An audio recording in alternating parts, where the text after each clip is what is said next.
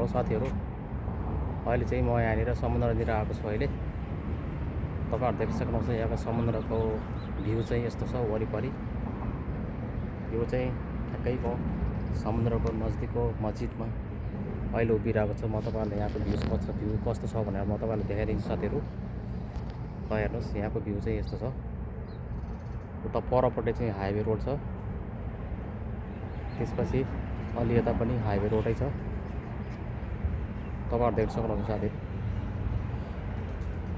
यता पनि यस्तो छ दृश्यहरू, पुरा ग्रिन ल्यान्ड जस्तो।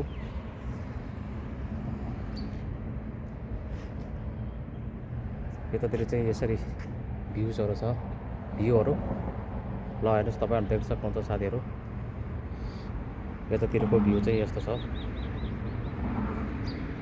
यो चाहिँ मस्जिद हो।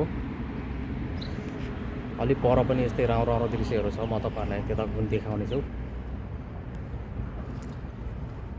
यहाँनिर चाहिँ बस्ने ठाउँहरू छ। बेलुका पाखामा यसो चिया खाएर बस्ने ठाउँ चाहिँ यही हो, तपाईँहरू देख्न सक्नुहुन्छ। अहिले चाहिँ सुनसान छ, किनभने आज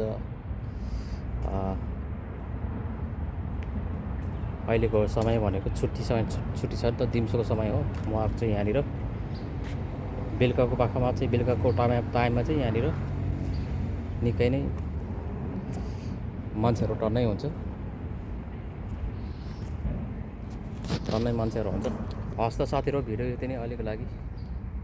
तपाईँहरूलाई कस्तो लाग्यो दृश्य, मन परेमा लाइक, सेयर, फलो पनि गरिदिनु होला साथीहरू भन्दै। हस् त, धन्यवाद, बाई बाई।